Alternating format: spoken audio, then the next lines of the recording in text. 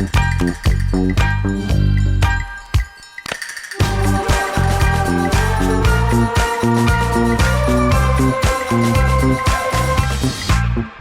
pessoal, primeiro de tudo, boa noite, sejam muito bem-vindos ao Meetup do Nubank.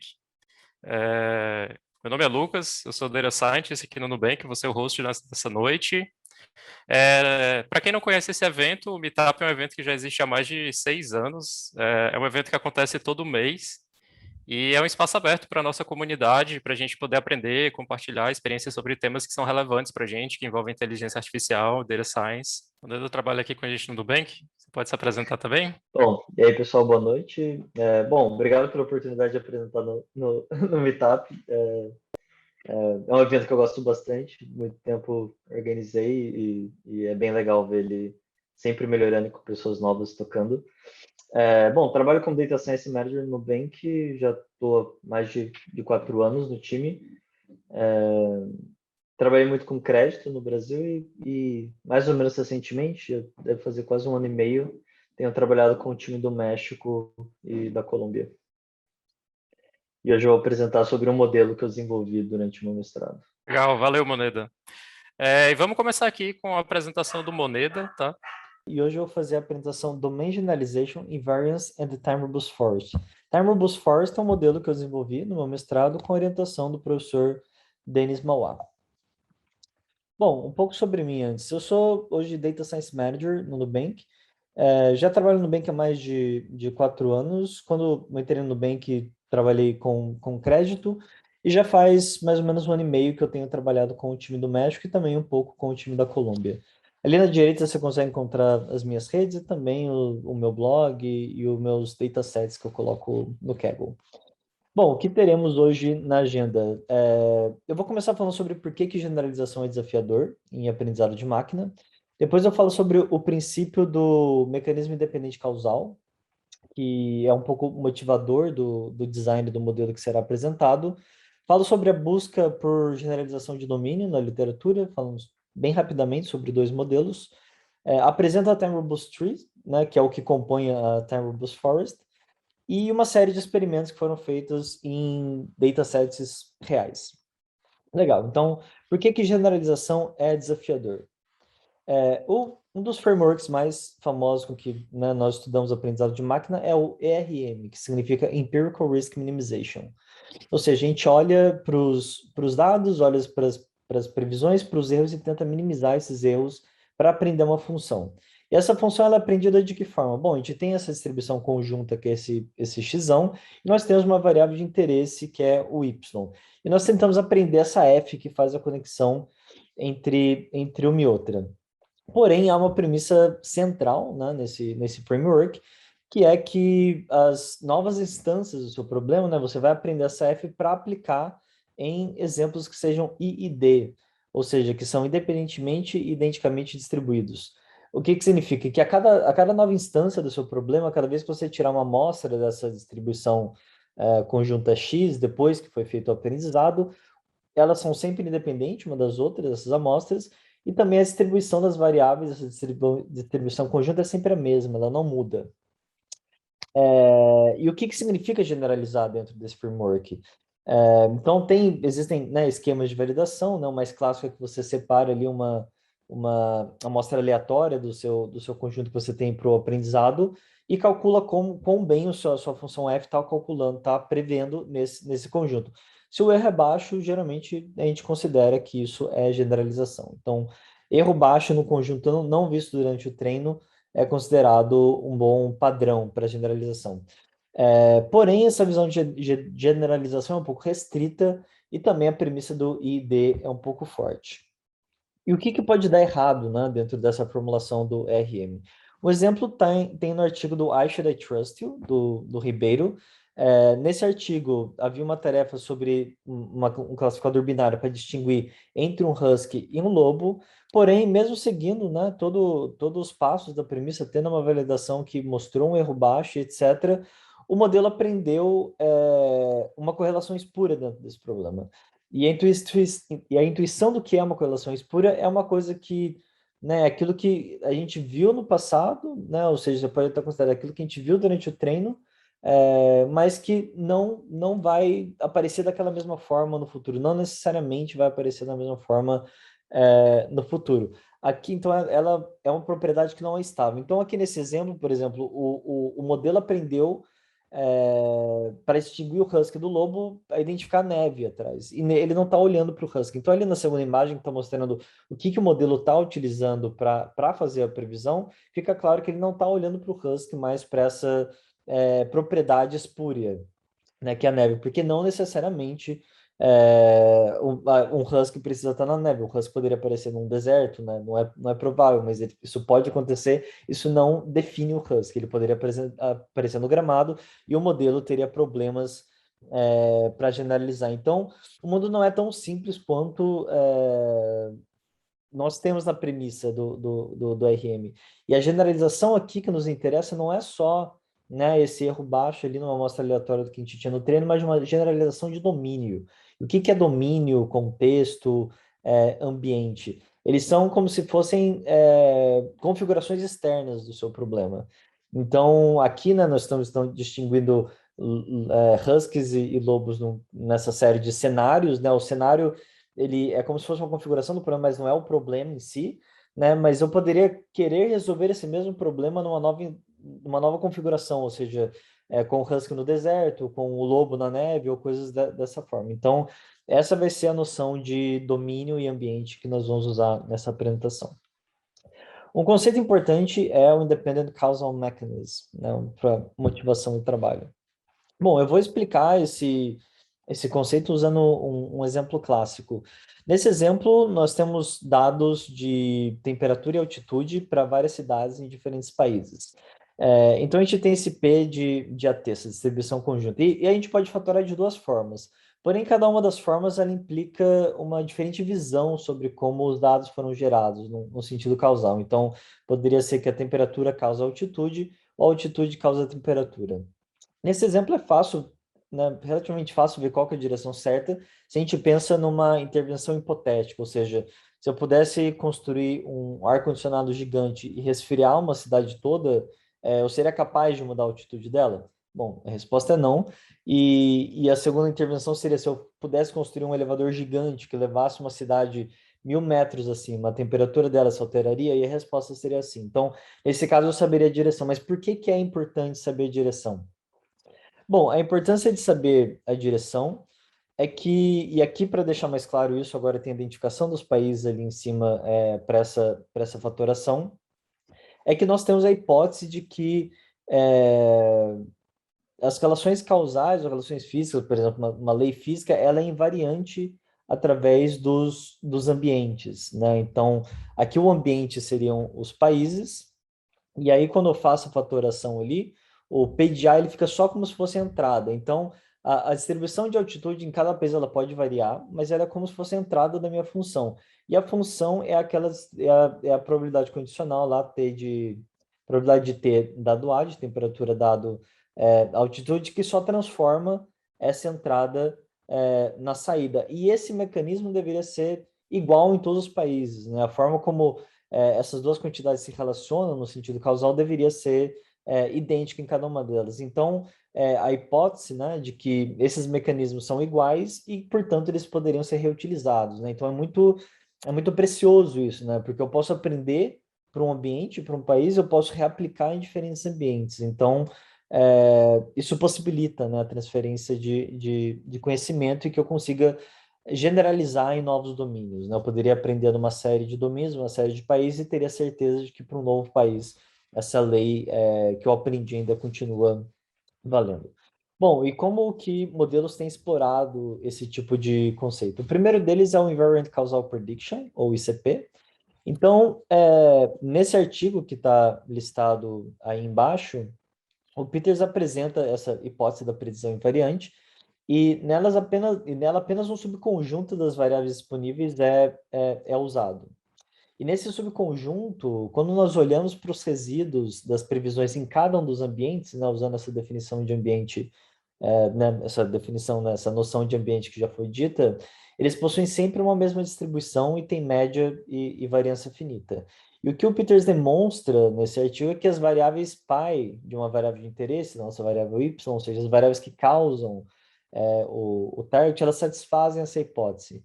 Então, ele propõe um algoritmo que buscaria qual é esse subconjunto que satisfaz essa condição, porque esse seria um subconjunto de variáveis π que causariam o target, e eles teriam essa invariância. E com essa invariância, você conseguiria generalizar melhor em novos domínios. O segundo caso é o Invariant Risk Minimization, e tem um quote bem legal de um dos autores, né, uma frase que é Nature does not shuffle the data, so we shouldn't either, né, que é a natureza não embaralha os dados, então nós também não deveríamos, que é novamente essa noção. E bom, eu tô falando sobre ambiente, e o modelo anterior já usava ambiente, isso é uma coisa que o usuário define, né? Então, aquele problema da altitude e temperatura, nós definimos os países como essa configuração externa do problema na qual a gente espera que seja invariante a solução.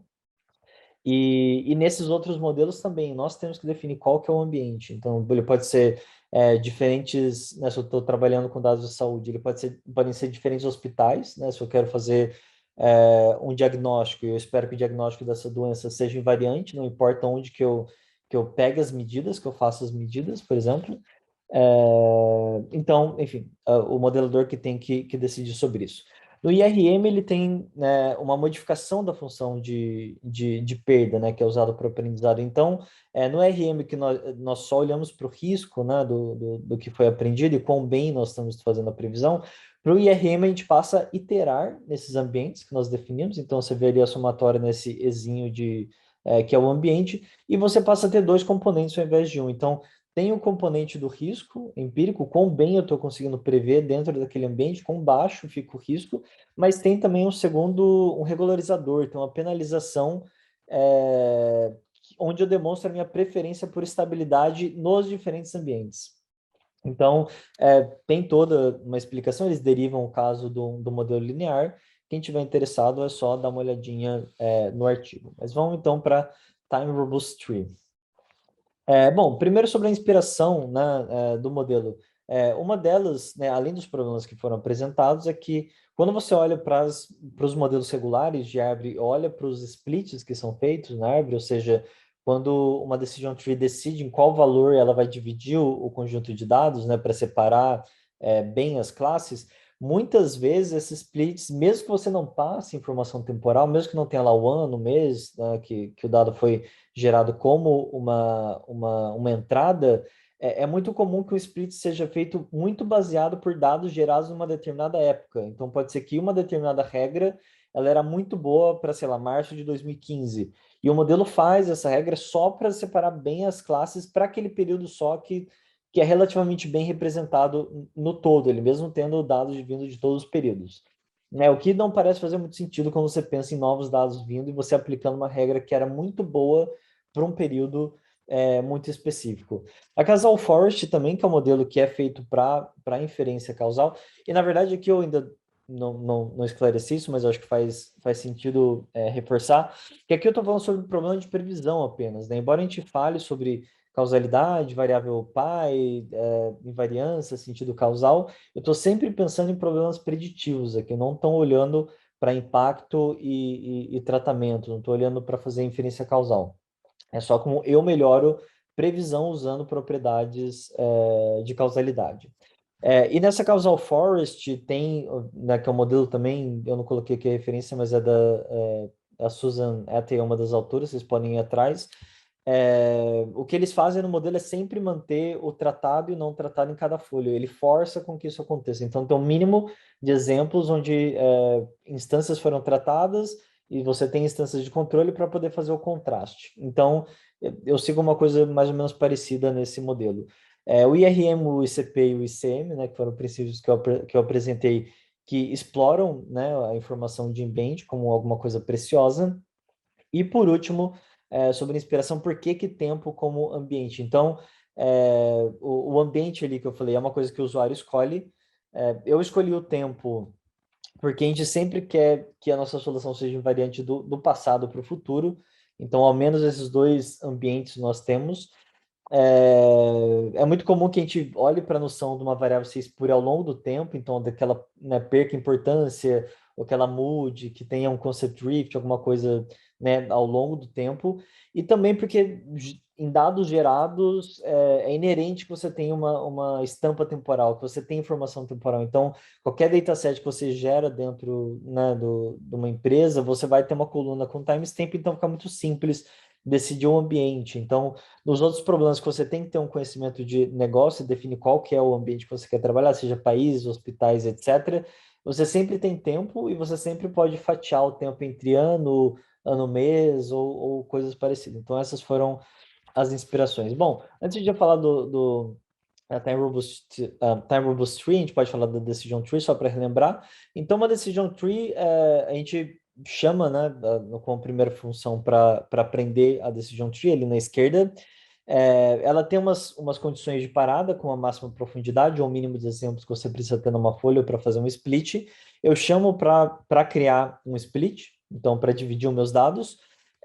Ali na criação do split, eu faço uma chamada de uma função para encontrar esse valor, que vai dividir meus dados entre dois grupos ali, o x da esquerda e o x para a direita. Depois que eu encontro esses outros dois subgrupos, eu fico chamando recursivamente e faço esse processo de achar um valor para dividir os dados até que eu bata em alguma condição de parada e pare de crescer a minha árvore.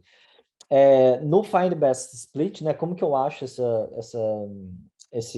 essa determinada regra para dividir meus dados?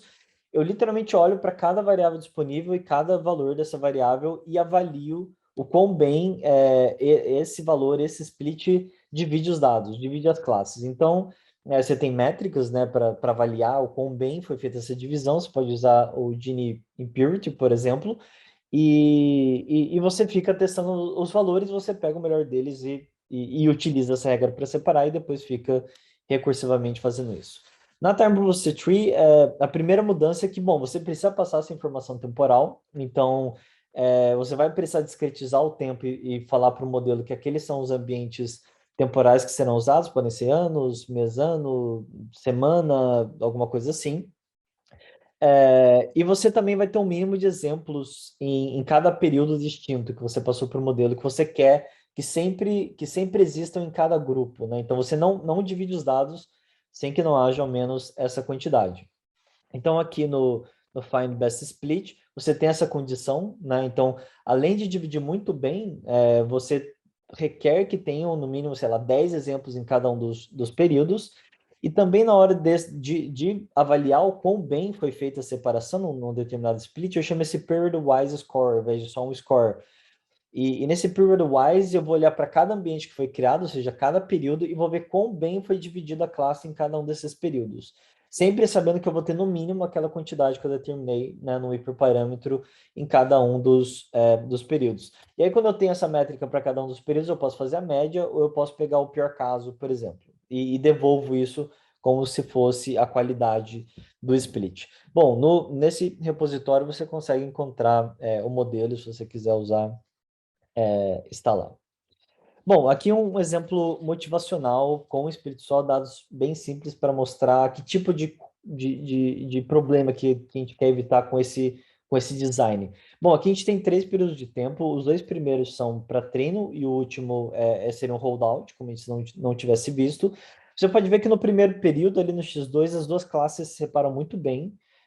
No segundo período já não tem, essa regra já não vale mais, já fica aleatório se você pegar só um único split em X2.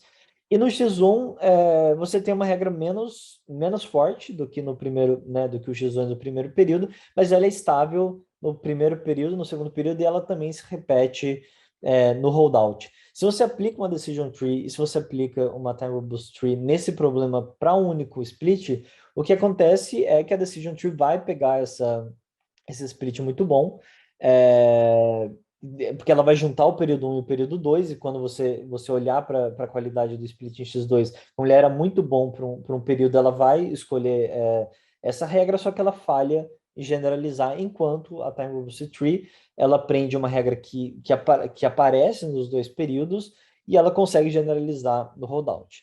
Então, a hipótese é que dados reais vão se comportar mais ou menos dessa forma, vão ter esse tipo de propriedade. Mas, bom, Como que acontece num caso, né, mais geral, que eu também preciso escolher os hiperparâmetros do modelo e não é só um único split? Então, aqui é um caso muito parecido com dados sintéticos. Eu tenho, né, o x1 aleatório, o y é definido em função do x1, e o x2 segue uma função em relação ao ambiente, em relação ao período. Então, no primeiro período, ele replica o y, ou seja, ele é muito preditivo para a minha variável de interesse, e nos períodos seguintes ele já é aleatório, né, em relação ao y. Então, eu tenho dois períodos no treino e no segundo período ele não tem nenhum poder preditivo e para os períodos para frente também não teria. Usando ali os mesmos, né, hiperparâmetros, os de padrão que eu tenho nos dois modelos, dá para ver ele funcionando da forma que é esperado. Então, no treino, o benchmark vai muito bem, no rollout cai bastante. Na importância das variáveis, ele dá muita importância para o X2, que é espúrio, e o Challenger, embora a performance no treino seja menor, ela é muito parecida com a performance do holdout, que fica maior do que no benchmark, e também a importância, ele olha só para o X1. Mas, bom, eu não posso ficar usando só hiperparâmetros parecidos, né? Eu vou ter que escolher hiperparâmetros quando eu estiver no problema real. Então, aqui estão três estratégias de escolha de hiperparâmetro. A primeira é um benchmark, que é o regular, que é o K-fold, tenho as folds e faço a média da performance. O segundo é o que eu estou chamando aqui de environment K-fold, ou seja, eu faço as folds, depois eu multiplico pelo número de ambientes ou períodos que eu tenho no meu problema, e para cada uma delas eu vou tirar um determinado ambiente das folds de treino e manter só aquele ambiente das folds de teste. E aí eu faço a média e escolho o melhor modelo. E a terceira estratégia é esse mesmo esquema de multiplicar as folds, mas eu faço um esquema de min-max, ou seja, é bem parecido com a qualidade do split. Então, eu vou olhar para o ambiente que vai. Eu faço a média em cada hiperparâmetro para cada ambiente, e aí depois eu vou pegar o ambiente que vai pior, ou seja, o período onde, onde uma determinada série de hiperparâmetros performou pior, e depois eu pego o máximo, ou seja, é como se eu estivesse escolhendo o melhor pior caso para os hiperparâmetros. Então, quando eu aplico essas três estratégias no benchmark e no Challenger, dá para ver que a Time Robust Tree tira muita vantagem dessa nova forma de fazer K-fold, dessa nova forma de selecionar qual que é o melhor modelo. Então, ele é o primeiro caso que dá para ver que, de fato, tem uma diferença significativa no holdout entre a performance de um e de outro. Bom, então aqui fica fechado uma forma de selecionar também os hiperparâmetros da Time Robust Tree. Bom, existem algumas limitações. A primeira é sobre tempo como ambiente. Claramente tem contra-exemplos, né, para isso, mesmo aquele que eu falei sobre hospitais. Dados em diferentes hospitais poderiam ser gerados dentro do mesmo período, eu estaria misturando. Quando é possível identificar, e você sabe que existe esse ambiente, você pode dar. Continua dando para usar Time Robust Tree, você pode criar como se fosse um parzinho, digamos, hospital período, e passar isso como se fosse um período, e ele vai iterar nesses ambientes. O outro problema é o que nós estamos chamando de empirical support, que é quando a mesma variável, em diferentes períodos de tempo, ela tem uma distribuição é, que não bate, ao menos os valores, né? O domínio dela é diferente. E como a árvore faz esses splits em valores específicos, não dá para encontrar um bom valor para fazer o split na mesma variável se ele não está nem disponível num período diferente. E a outra limitação é que existem muitos casos, né, que são complicados de concept drift. Dependendo de quais dados você tem disponível, pode ser que nem mesmo esse design poderia pegar esse tipo de relação espúria. Então, ali tem um exemplo, né, de uma variável que muda e é desse dataset de notícias. Então, é o quanto que aparece o termo guerreiro para o Flamengo e para o Inter. Esse jogador é de notícias de futebol, né? Esse jogador se transferiu de um clube para outro.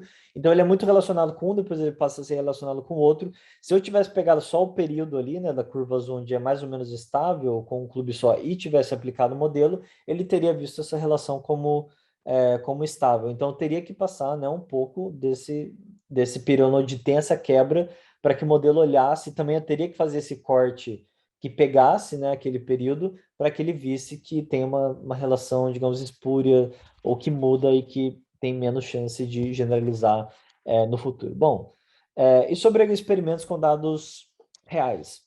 Então foram usados esses 7 datasets, todos foram transformados em classificações binárias, todos eles são públicos, o GNews e o 20 News Group eram de NLP e foram transformados, né, tem um vocabulário, e eu usei, acho, 300 termos para as variáveis, e a partir daqui eu também uso a Timeboost Forest, que é simplesmente juntar as trees e um ensemble, e tem o bootstrapping, e seleciono aleatoriamente uma proporção das variáveis em cada um dos modelos, enfim, segue o mesmo passo que uma decision tree segue para virar uma random forest. Legal, e como que foi o design do experimento? Bom, tem um temporal split, então todos esses datasets têm uma coluna temporal de informação. Eu divido o futuro para ser o holdout e eu tenho um período de treino que eu faço um split aleatório entre treino e teste. O benchmark é um random forest, porque eu não tenho boosting e ficou como se fosse o melhor benchmark. E para otimizar o modelo, eu não segui o design que eu expliquei. Primeiro que eu ainda não tinha desenvolvido esse environment Keyfold quando eu fiz esses exemplos reais, e também porque ainda o modelo foi todo implementado em Python, então ele demora muito para rodar. Então é muito difícil otimizá-lo, os hiperparâmetros treinando várias versões. Então eu otimizei a Random Forest, que eu uso do Scikit-learn, e depois usei parâmetros parecidos, similares, para Time Robust Forest. E aqui tem os resultados para os 7 datasets. Para 2 casos, a Time Robust Forest ficou melhor no holdout, que é o caso que a gente quer, mas em todos os casos, do período né, para o teste, que é in time, né, que é dentro do período de treino, para o futuro, que é o holdout, ou ficou a mesma diferença no delta com o benchmark, ou diminuiu. Né? Então, alguns casos não foi suficiente para ficar melhor, em 2 casos foi suficiente para ficar melhor. Aqui, olhando a performance ao longo do tempo, dá para ver na curva verde pontilhada, que é a TRF, Time Robust Forest, o azul é o benchmark e o laranja é usando a TF para fazer feature selection, que foi um outro, né, benchmark que eu coloquei aqui. E dá para ver ali, né, do período de teste para o holdout como que inverte a tendência algumas vezes ou aproxima, né? E o Kickstarter é um dos casos que ficou melhor, o list não ficou melhor. Aqui outros casos em que diminuiu a diferença do teste para rollout, mas ainda não foi suficiente para ficar melhor. E aqui são 2 casos que não fez muita diferença, ficou mais ou menos a mesma diferença. No GNews, ficou melhor e ficou tão melhor que eu até incluí o LightBM como outro benchmark e deu para ver que a Time Robust Force conseguiu ficar mais ou menos estável, degradar menos ali num período longo de tempo à frente. Mas o que que faz, então, ela performar melhor em alguns casos e pior em outros, né? Eu tentei entender um pouco o que estava acontecendo. E para entender isso, o que foi feito foi treinar um domain classifier para distinguir exemplos que são do período de treino para exemplos que são do holdout. Então, é um classificador binário que tenta dizer se um exemplo vem do treino ou se um exemplo vem do holdout. E quanto melhor esse classificador, maior a diferença entre o período de treino e do holdout, ou seja, mais problemático é pro framework do ERM aprender, né, mais a gente desrespeita o ID, digamos. E quando eu fiz, né, o quão melhor era, né, quão grande era essa diferença entre treino e holdout, e como que foi o delta da performance da TRF para Random Forest, deu para ver uma relação positiva, né? Então, quanto pior é, né, a premissa do ID para aquele problema, supostamente melhor seria a performance da TRF para aquele tipo de situação. Outras coisas que foram vistas além da performance, na verdade só o 1 e o 2, eu esqueci de tirar, só o 1 e o 3, eu esqueci de tirar o 2 ali, que era sobre a feature importance e também se dava para fazer um trade-off melhor entre performance de curto prazo e de longo prazo com a TRF. Bom, na importância das features, eu queria aproveitar para agradecer que esse gráfico de feature migration vem do trabalho da Tatiana Zabanova, que é Data Scientist no Nubank. Então, aqui quando eu olho para feature migration, tenho ali na esquerda como foi na Random Forest e na direita para a TRF, dá para ver que a feature a mais importante no Kickstarter, que foi um caso que ficou melhor, a TRF não muda, que é o goal, e as outras mudam ali, mas elas são muito pouco importantes. O interessante foi que a TRF nem usou as que eram muito pouco importantes, que basicamente considerou como espúria, mas aqui está acontecendo, não tem nada de mais acontecendo. Em outros casos, por exemplo, nesse caso do dataset da Olist, as features mais importantes, elas concordaram e elas eram muito preditivas, elas concentram muito a importância. Ah, e desculpa, a feature importance aqui foi calculada com permutação, né? Então, eu peguei uma variável, embaralhei ela, passei para o modelo, vi como a performance alterou, então, quando caiu muito a performance, eu considerei que aquela feature era muito importante para o modelo. E as outras features ali embaixo, elas meio que não importam, elas eram muito pouco preditivas e elas mudando de ordenação não fazia muita diferença entre um modelo e outro. Então, não teve nada muito insightful nessas demonstrações. Porém, teve esse caso do Building Permits, que uma feature que era muito pouco importante para o benchmark foi muito importante para o Challenger, e aí eu fui investigar o que estava acontecendo para ver se tinha uma propriedade ali do modelo. Porém, essa variável ela é muito parecida com uma outra variável, né, que é o existing use e o proposing use, que é o uso que já tem do imóvel e o uso que vai estar sendo proposto, que geralmente é o mesmo. Então, essa variável muda muito pouco, então o mesmo sinal estava em diferentes variáveis e foi só isso que aconteceu. Não tinha nada muito diferente ali acontecendo. Para o caso do GNews, né, que era com o NLP, eu tinha uma expectativa de que o tipo de termo que a TRF teria dado preferência seria muito mais geral, e no benchmark seriam termos mais específicos, tipo nomes, etc. Não foi muito bem isso que aconteceu, dá para ver que elas concordam muito bem nas variáveis mais importantes. O que aconteceu foi que a TF concentrou bastante a importância ali no topo, então se você vir ali, a importância cai muito rápido. Nessas são as top 20, né, das 300.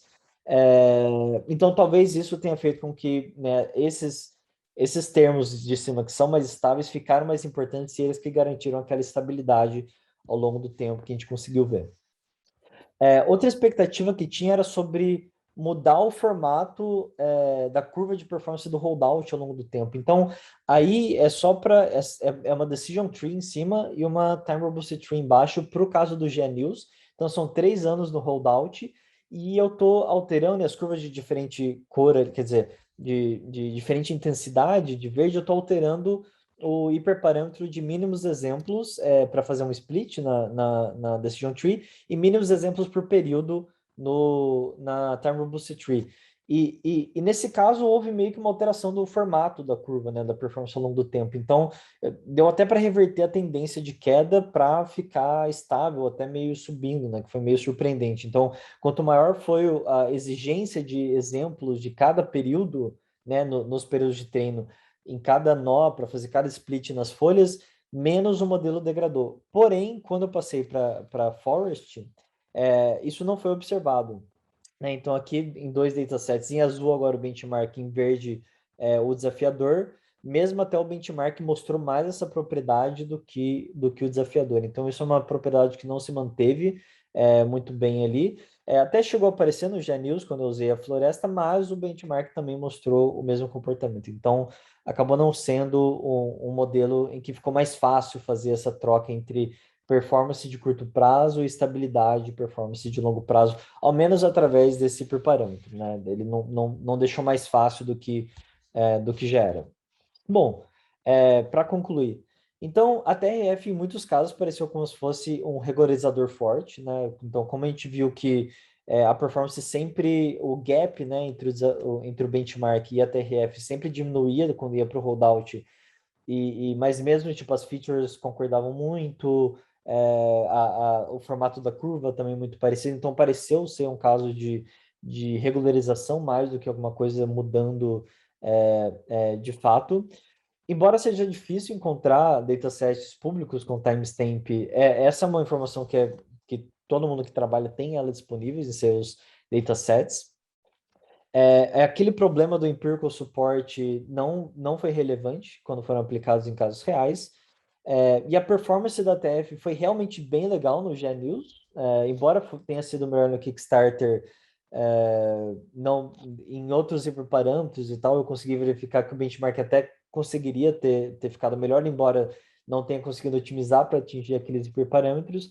porém ela é muito simples de ser colocada como mais um modelo que você vai testar no seu processo, né? Você só tem que passar uma coluna temporal, segmentar ela por ano ou meses, e ela fica muito simples de testar e ver qual que é o benefício. Bom, para trabalhos futuros, eu quero dar uma olhada em como fazer um processo de segmentação dos períodos, no período de treino, que siga alguma lógica. Aqui eu só peguei uma coisa que era mais intuitiva, eu usei anos ou ano-mês. Também representar sobre, dar uma olhada sobre representação dos dados para fugir um pouco desse empirical support, né, dessa diferença da distribuição dos valores, né, do domínio de cada das variáveis em diferentes períodos de tempo, e também me manter aplicando esse modelo em novos datasets reais para ver se eu consigo entender melhor as propriedades e também encontrar formas de melhorar o design do modelo.